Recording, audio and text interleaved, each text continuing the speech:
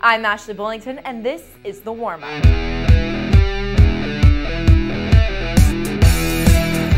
We have only 2 weeks left until the postseason begins. It's time to make that playoff push. But while many teams are fighting to get into the second season, there are some teams that are looking for district titles. Let's start the show by previewing some of the biggest matchups of the week. Highland Park has been cruising right along through the regular season as they've won 23 straight games. This Friday, they take on Lancaster with the 6-5A title on the line. The Scots have used the aerial connection of Chandler Morris to Finn Corwin most of the season. The two have hooked up for 12 touchdowns on the year.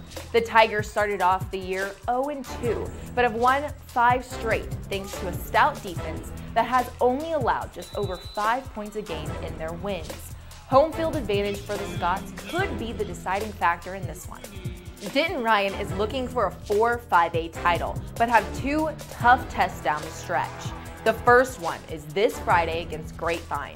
The Mustangs came off a huge rivalry win over Colleyville Heritage 59-20. Sure, they scored 59 points, but it was the defense and the special teams that were most impressive for Grapevine. Speaking of defense, the Raiders may be playing the best defense in all of 5A. Ryan has been scoring on defense all year and will look to turn the Mustangs over a lot on Friday. 6A district title could be on the line Friday night when Flower Mound visits Coppell. The Jaguars have been the Metroplex's feel-good story of the year as they clinched a playoff spot for the first time since 2010 last week. Now, they want to get a district title too, but it won't be easy as they travel to Coppell. The Cowboys are 4-1 in district, but had to squeak out 3 of those wins. This one should go down to the wire. And finally, Allen will be looking for another district title as they take on Prosper on Friday night. The Eagles have a 24-game winning streak and will clinch the 9-6A title with a win over Prosper. On the other side, Prosper is 4-1 in district play, and they've relied on the legs of running back Wayne Anderson. The senior has 15 touchdowns on the year, but trying to pull off a victory in Allen may be too tall of a task for Prosper.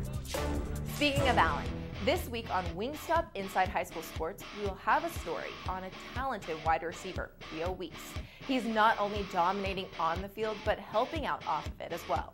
Let's take a look at 3 nominees that are going for an MVP bobblehead this week.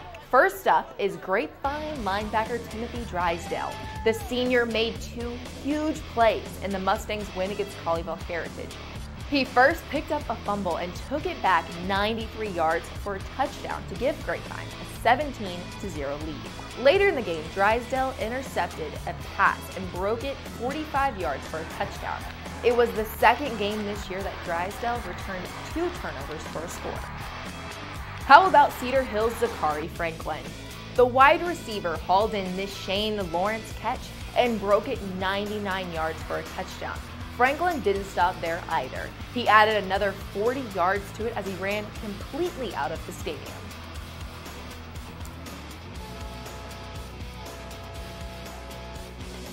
Final nominee is Lancaster running back Trey Bradford. Against Timberview, Bradford ran for 203 yards and 3 touchdowns in a blowout win. His huge 90-yard run in the second half was enough to put this game on ice.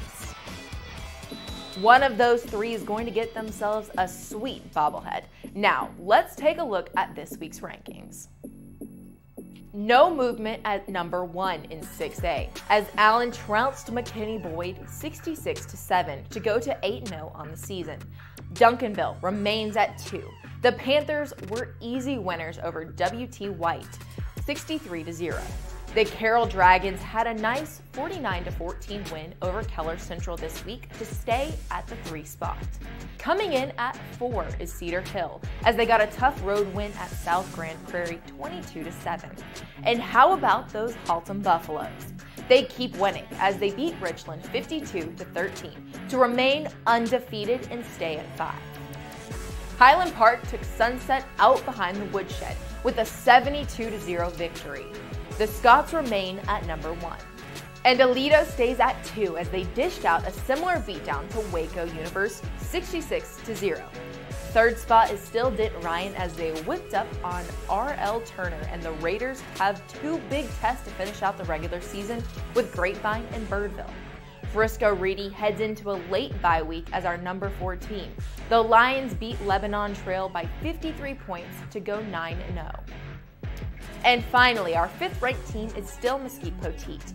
The Pirates beat West Mesquite 41-19 and head into what should be a district title match with John Tyler this Friday. Now it's time to cool down. To kick us off, we go to Lancaster. After a big win versus Mansfield Timberview, the coaches got down to celebrate.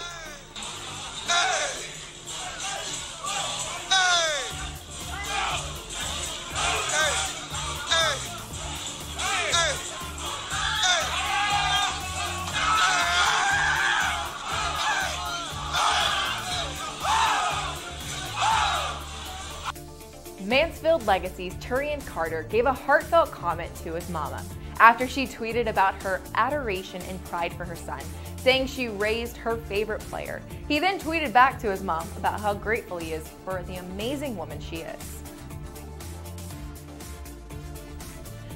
Wow, wow, wow is all I have to say about this next one. Brought to you by Ted Madden. We talked about it earlier in the show, but Cedar Hills' ZAKHARI Franklin decided to go the distance and take an extra 40, pulling a Bo Jackson and running up the tunnel. That one tweet got over 20,000 views in 24 hours. Last but not least, we go to a new game being played at Warmup High School, and it has to do with inside high school sports.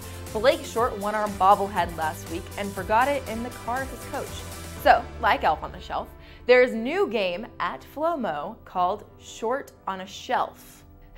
I'll be keeping you guys updated on the whereabouts of Lil Shorty. For that, you'll have to follow our social media pages. Stay up to date with all things high school football by following our YouTube, Instagram, Facebook, and Twitter. That'll help you stay up to the minute on Friday Night Lights in the Metroplex and get you ready for Wingstop Inside High School Sports, hosted by Pat Doney at 6:30 p.m. on NBC5. That's all we have for this week's episode of The Warm-Up. I hope you are as ready as I am for all the big moments to come this weekend. I'm Ashley Bullington, and thank you for watching.